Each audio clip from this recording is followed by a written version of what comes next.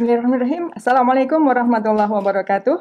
Salam sehat, salam bahagia untuk semua sahabat PKP, pelatihan kepemimpinan pengawas. Pada kesempatan ini kita akan berbincang-bincang mengenai agenda PKP dengan mata pelatihan Bela Negara Kepemimpinan Pancasila. Bersama saya Isti Nuryati dan di sebelah kanan saya Bapak Bayu Erlangga, kemudian di sebelahnya lagi Bapak Agung Triyono dan di sebelahnya lagi adalah Bapak Wawan Hermawan. Baik, sahabat PKP yang berbahagia, dalam pembahasan mengenai Bela Negara Kepemimpinan Pancasila, saat ini kita masuk di era digital. Jadi bagaimana kondisi bangsa di era digital saat ini? Ya, jika kita bicara tentang era digitalisasi yang sekarang juga dialami oleh bangsa Indonesia, tentu kita nggak bisa lepas dari prosesnya sendiri. Mulai dari revolusi industri 1.0 sekarang masuk ke dalam 4.0, malah bangsa atau pemerintah Jepang sudah mencoba memperbaiki revolusi industri 4.0 dengan revolusi society 5.0. Tentu kita sama-sama melihat bahwa pergeseran era dari manual kepada digitalisasi dengan ditandai munculnya banyak sekali unicorn lokal atau startup Indonesia yang muncul, perusahaan-perusahaan online yang begitu banyak muncul dengan menggunakan sistem digitalisasi, sampai dengan kondisi di mana pemerintah kita juga memunculkan pelayanan publik yang berbasis elektronik atau digitalisasi dengan ditandainya dengan e-government. Tentu ini membawa dampak yang besar, dan sebagai seorang ASN perlu kita sikapi seperti apa pergeseran Indonesia yang sekarang sudah serba digitalisasi. Itu jadi perlu saya pikir kita sikapi bagaimana kita sebagai seorang ASN dan warga masyarakat Indonesia mensikapi ke depannya bagaimana peran masing-masing baik masyarakat ataupun ASN. Demikian. Ya. Berarti digital ya, kita bicara digital tuh Mas Wawan, Mas Agung, jadi kayak semua itu kan semua udah di istilahnya cloud ya. Ya, semua dari cloud ya. Semua data udah berterbangan di awan-awan ini kan, belum lagi tadi sebelum kita mulai podcast ini kita sempat ngobrol masalah big data. Betul. Sekali gimana karakter seseorang dipelajarin seperti itu kan ya gitu. Gimana Mas? Kayaknya berat banget ya bahasanya. Ngomongin langsung big data, cloud. Aduh, kayaknya jauh pandang dari api. Bicara digital kan tadi sebelum kita secara mulai. spesifik seperti apa itu? Jadi kalau saya sih ngelihatnya gini aja, ringan-ringan aja dah. Nah. Kita namanya ASN yang paling lekat kan. Oh, kita bicara digital, oke, ya sekarang digital kita lagi booming dah. Ya. Apalagi kita kan tahu sendiri sekarang lagi zaman pandemi begini ya. Nggak cuma bangsa Indonesia, nggak cuma kita dah, dunia juga semua sama seperti itu. Gimana sih ya? Kalau kita ngomong masalah pandemi, pasti ada limitasi ya. Kita nggak boleh berinteraksi langsung, jaga jarak segala macam. Gerak terbatas. Bahkan kita jaga jarak juga kalau jumlah orang yang melebihi batas maksimal, kita juga nanti tidak boleh juga. Mau tidak mau ya kita bicara digital, maka kita bicara internet. Kita nggak bisa ngomongin yang lain lagi selain internet. Mau nggak mau kita interaksi lewat medsos. Kita tahu lah sekarang lagi booming banget kan.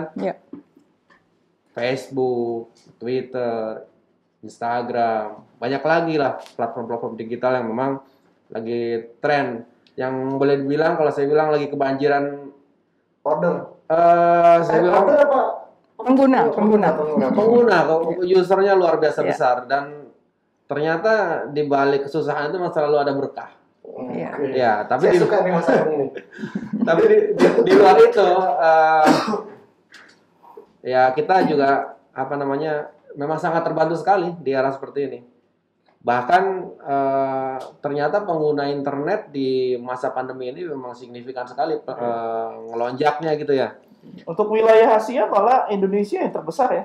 Untuk media sosial di Indonesia. Asia Tenggara pada khususnya Mas ya. Iya, pada khususnya Asia Tenggara kita yang terbesar. Jadi, bahkan Facebook sendiri sampai riset. Jadi untuk Asia Pasifik sendiri diteliti, ternyata ada lonjakan pengguna internet untuk khususnya untuk medsos itu sampai lonjakannya 70%. Selama pandemi Covid? Selama pandemi Selama Covid. Asia Pasifik aja tuh Mas?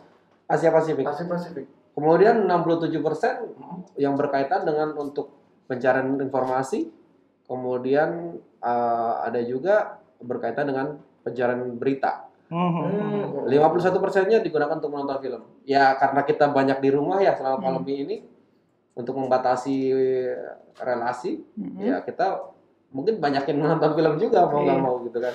Iya, baik. Berbicara mengenai penggunaan media sosial ya, otomatis di situ banyak keuntungan ya di masa pandemi ini. Namun juga banyak juga sisi-sisi negatifnya atau pengaruh buruknya ya. Kira-kira bagaimana itu? Jadi kalau saya boleh ngasih pendapat gitu ya, rekan-rekan sekalian, teman-teman saya di sini, semua kan di dunia tidak ada sesuatu yang sempurna lah. Di balik semua yang plus pasti ada minus. Begitu plus balik jadi minus. Kayak tadi Mas Agung bilang di balik menderita apa? Kesusahan pasti ada berkah. Memang dengan adanya internet ini kayak kita istilah zaman dulu apa? Jauh di mata, dekat di hati. Iya. Di judul lagu dong. Iya, benar. Kalau ini lebih dekat ke telinga. Iya. Tapi kan sekarang udah video call juga. Iya, dekat di mata. Zoom meeting. Walaupun kita nggak bisa sentuh-sentuh ya. Iya. Nah, memang pengaruh positif, tapi pengaruh buruk kadang-kadang dengan tadi Mas Agung senggol sedikit ke medsos. Nah, medsos itu kadang kita nggak bisa saring tuh Mas, Mbak Istri. Iya. Kita nggak bisa saring, kenapa? Kita nggak tahu itu berita benar atau tidak. Beritanya seperti apa. Terus bisa dipertanggungjawabkan atau tidak. Banyak yang kadang-kadang memang belum terfilter. Kecuali memang berita itu keluar dari media-media yang memang tersertifikasi. Ya, media-media yang memang tersertifikasi memang khusus memberikan pemberitaan yang sumber pengutipnya belum jelas. Betul sekali. Kadang-kadang suka ngaku berdasarkan ini. Berdasarkan ini, cuma gitu doang kan. Nah, lalu yang agak lebih riskan lagi kan di anak-anak pengguna internet khususnya nih. Iya. Kita banyak lihat pengaruh-pengaruh budaya asing itu agak kurang cocok lah di ideologi kita Pancasila nih, khusus bangsa Indonesia nih ya. Contoh seperti mohon maaf pergaulan bebas, sampai dengan seks bebas, alkohol, narkoba, sampai dengan yang cukup agak ini LGBT. LGBT. Amit-amit itu. Tapi dari itu semua memang yang paling sering kejadian di medsos itu adalah dua hal nih yang paling sering kejadian. Apa itu? Antara hoax sama ujaran kebencian atau hate speech ya. Betul. Atau hate speech teman. Ini lagi ngetren malah ya. Iya. Yang kurang lebih lagi sering banget lah. Maksud kayak beberapa tahun ini hate speech sama hoax itu sering banget tuh. Ada satu lagi loh. Apa itu? Yang belakangan trending banget itu. Apa? Yang 19 detik. Oh, itu di luar hate speech loh. Di luar hate speech. Dan itu di luar hoax. Ya, memang ada pornografi juga. Konten pornografi tentu nggak bisa dihindari ya. Itu medsos juga soalnya. Ya, jadi di media sosial ini banyak pengaruh buruknya juga ya di samping pengaruh baiknya, terutama untuk yang dampak negatifnya ini pengaruh pada implementasi ideologi Pancasila. Ya, betul. Saya setuju teman. Ya, nah kita sebagai ASN ini harusnya bersikap bagaimana ini? Kalau ASN tuh Mas? Ya, jadi kalau ASN tentunya merujuk lagi kepada tugas utamanya ya, yang ada di Juknis kita masing-masing, Undang-Undang Nomor 5 Tahun 2014. Kemudian yang lebih spesifik lagi, karena konten kita adalah bela negara, tentu itu ada di dalam Undang-Undang Nomor 3 Tahun 2002 tentang pertahanan negara. Khusus untuk bicara bela negara yang dikaitkan dengan media sosial, kita memang punya kebebasan untuk menyampaikan pendapat, untuk menyampaikan pikiran secara tulisan ataupun lisan. Tapi tentu kita lihat di dalam batang tubuh Undang-Undang Dasar 1945, terutama di pasal 28, ya, ini kita dijelaskan, ya, kita diberikan kebebasan berserikat, berkumpul dan mengeluarkan pendapat secara lisan ataupun tulisan. Tapi tidak hanya itu, ya, kita pun punya kewajiban untuk melakukan upaya-upaya bela negara, seperti yang ada di pasal 27, pasal 29, 30 dan lain sebagainya. Itu jangan lupa bahwa nilai-nilai bela negara dan kebebasan untuk menyampaikan pendapat dan lain sebagainya itu memang dijamin. Tapi tidak boleh kebablasan. Kenapa saya katakan? Karena kita punya juga yang namanya Undang-Undang Nomor 11 Tahun 2018 tentang Undang-Undang Informasi dan Transaksi Elektronik atau ITE. Jadi itu yang harus kita lihat, bahwa mengimplementasikan kebebasan kita masing-masing, juga kita harus mengingat tentang kewajiban kita untuk melakukan upaya-upaya bela negara. Sebagaimana juga ada nilai-nilai dasar bela negara ya. Ada 6 nilai dasar bela negara, dan yang perlu kita lakukan adalah poin yang ke-6 yang harus kita ingat ya, untuk menyampaikan wujud bela negara itu dalam bentuk semangat negara untuk berdaulat, adil dan makmur. Jangan sampai kedaulatan rakyat ini, kedaulatan negara ini diacak-acak oleh kebablasan kita menggunakan media sosial. Iya. Mungkin itu ya. Jadi seperti tadi, dengan tidak bijaknya kita menggunakan media sosial itu akan menyebabkan di situ adanya hoax dan juga ujaran kebencian. Di situ kan akan berpotensi untuk memecah belah persatuan bangsa. Nah, gitu ya. itu bisa kurang lebih gitu. Iya, betul. Kita sama-sama tahu lah, trending banget sekarang ini berkaitan dengan hate speech. Waduh, luar biasa. Sampai merinding saya awal-awal itu. Sampai trending banget di Twitter. Tapi beberapa hari ini ya. Beberapa hari ini. Bahkan sangat disayangkan sekali. Ada beberapa nama-nama besar yang bahkan dengan public figure sampai rasisme, kemudian ada juga salah satu hate speech yang cukup berbahaya sekali dalam konteks bela negara. Karena kalau menurut saya bisa memecah belah anak bangsa berkaitan dengan adanya salah satu agama yang dikatakan arogan. Menurut saya itu bahaya sekali. Saya baca itu di Twitter yang lagi trending itu ya. Iya, betul. Jadi masuk unsur SARA ya. Iya. Unsur. Apalagi kalau kita bicara kita fungsi ASN seperti yang tadi Mas Awan sampaikan di Undang-Undang 5 2014.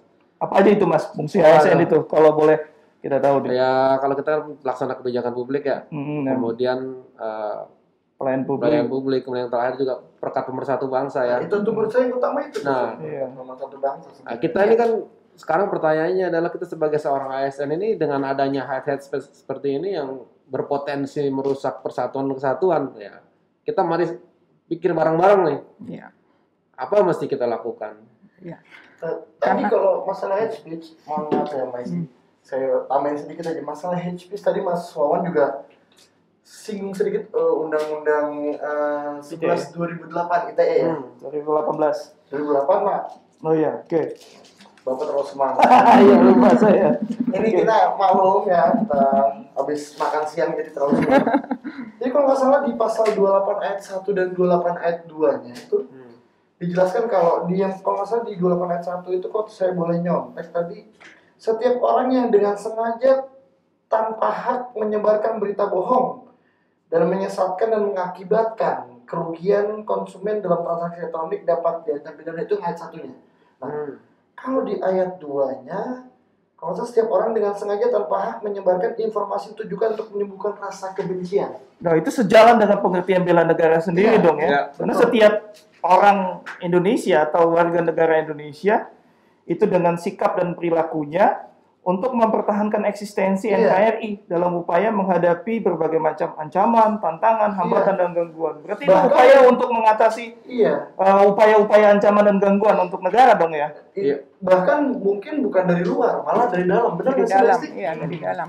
Jadi kalau kita kilas balik ke belakang ya, terbentuknya bangsa Indonesia ini ya, bangsa Indonesia ini kan terbentuk atas adanya semangat ya, semangat persatuan, karena memang dari dulu Indonesia itu terkondisikan dalam kondisi yang bineka ya, bineka. Tetapi dengan tunggal ika, maka mereka atau pendiri-pendiri bangsa itu mempunyai semangat untuk mencapai cita-cita dan tujuan, dan akhirnya Indonesia menyatakan kemerdekaannya. Nah, dari situ ironis sekali ketika saat ini itu ada beberapa anak bangsa yang melakukan ataupun membuat statement-statement yang memicu pemecahan. Itu dia yang termasuk di dalam Impres nomor 7 tahun 2018 tentang model bela negara dengan sistem pentahelix. Jadi pentahelix itu stakeholder, semua lapisan masyarakat termasuk kita, birokrat atau ASN ya, bersama-sama masyarakat dengan semua lapisan melakukan upaya-upaya bela negara. Nah, itu di Impres nomor 7 tahun 2018 sudah diatur ya sebenarnya. Makanya tinggal implementasinya. Nah, khusus untuk kita ya sebagai ASN ini kira-kira bagaimana implementasinya? Ya. Bagi saya saya ini kan sebenarnya ASN yang biasa aja lah, saya bilang. Bisa kita lakukan semua hal sebenarnya ASN. Tapi sebenarnya kita coba sikapi dulu karena kita sedang membicarakan berkaitan dengan digitalisasi ya, dengan medsos. Kita kembali lagi dengan hal-hal yang ringan aja lah berkaitan dengan medsos.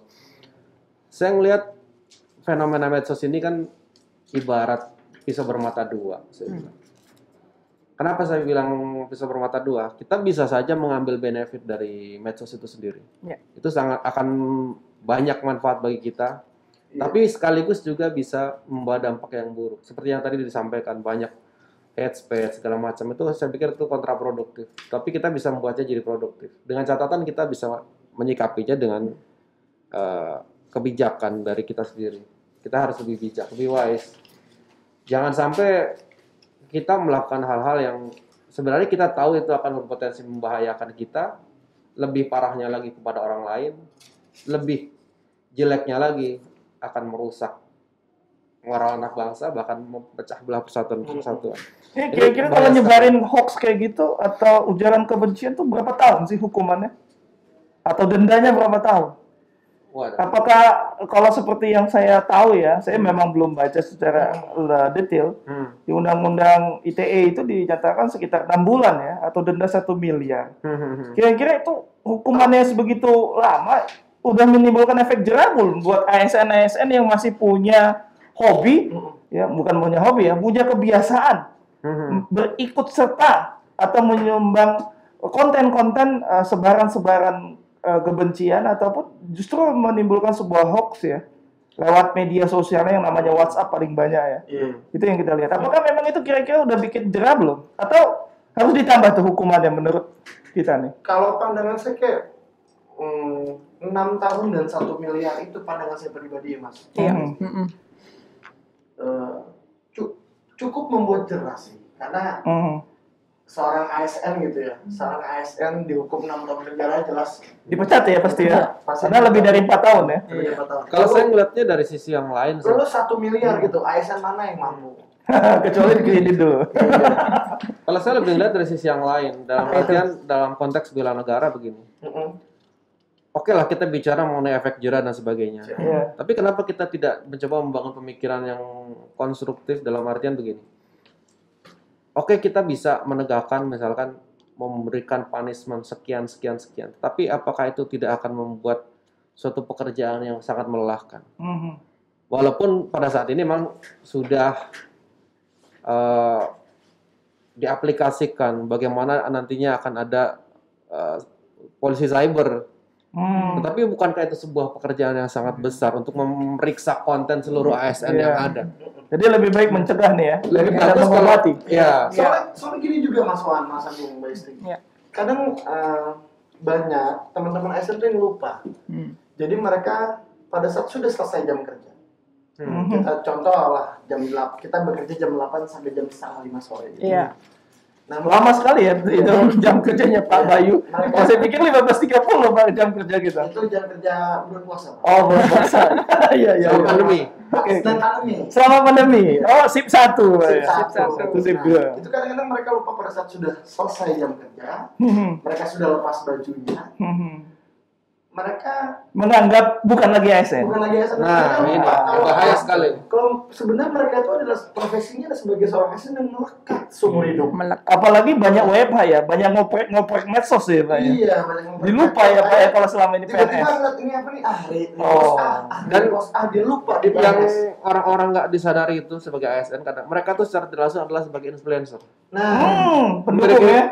Mereka follower mereka banyak. nah karena kan tadi kan bahaya sekali. pelayan publik loh. Bisa mempengaruhi Bisa banyak mempengaruhi orang. Nah, sebagai langkah betul, pencegahan tadi ya. Itu yang tadi saya bilang, mari kita bangun yang budaya konstruktif. Jadi budaya konstruksi kalau kita sebagai pemimpin, kita bicara tentang bela negara dalam Iya. kepemimpinan Pancasila. Kita coba dengan yang kecil aja lah. Kita bikin tagar positif. Oh, bikin Iya. hashtag ya. Kemudian kita coba sebelum share kita filter dulu. Filter dulu. Oh, apa istilahnya Mas Wan yang filter dulu tuh? Jadi saring dulu sebelum sharing. Itu tadi bahasa Itu kerennya. gerakan saring dulu sebelum sharing. Sharing, Gitu siap. Jadi jangan, kalau memang nggak jelas sumbernya ya berhenti di kita. Jangan kita teruskan lagi. Jadi- Karena memang kalau saya baca di beberapa media, hoax yang terbesar itu bukan di bidang politik, tapi hoax terbesar itu di bidang kesehatan, malah. Oh, itu yang paling iya betul, saya pernah baca itu. Ya, beberapa kali, nah, makanya kita sayangkan, tentu bukan melihat persentase mana yang besar, mana yang kecil ya, tapi yang paling tidak yang bijak ketika kita gunakan medsos, sumbernya tidak jelas, mungkin lebih baik berhenti di kita, tidak diteruskan lagi. Dan salahnya juga karena memang dari sumber-sumber yang memang kutipannya terpercaya. Betul Ya, sekali. Itu ya. Jadi untuk pencegahan itu dimulai dari mana itu? Oke, saya coba akan meng-quotes sedikit. Mantap ini kayaknya ini quotes di hari ini nih, kayaknya harus kita perhatikan ini. Ya, menurut saya ini kata-katanya bagus sekali. Ada 3M. Ini kebetulan Melihat meraba menerawang, saya mendengar dari ulama kita, salah satu dai kita, Al Ustadz Agim. 3M itu mulai dari diri sendiri, kemudian mulai dari hal-hal yang kecil, kemudian mulailah dari sekarang untuk kita membangun medsos kita yang baik-baik, yang positif-positif, untuk mempersatukan bangsa kita. Jadi menjadi benih yang baik untuk betul. Jadi menyemaykan benih yang baik supaya nanti menghasilkan buah yang baik pula. Siap.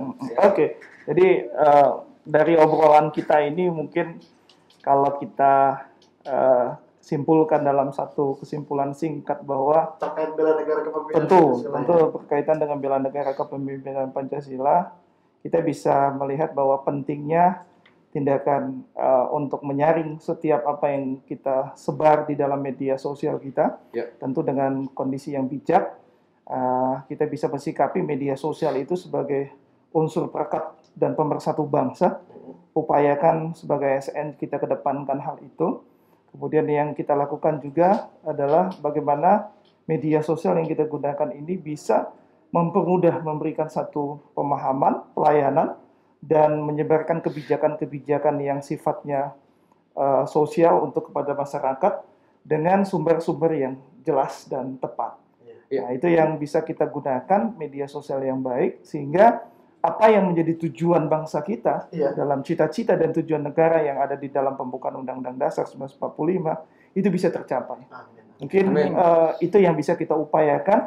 Terlebih lagi kita seorang pemimpin yang mempunyai tanggung jawab terhadap apa yang dilakukannya dalam kepemimpinannya. Tentu tidak melupakan Pancasila di dalam. Yang jelas, karena itu ideologi dasar ya. Betul sekali.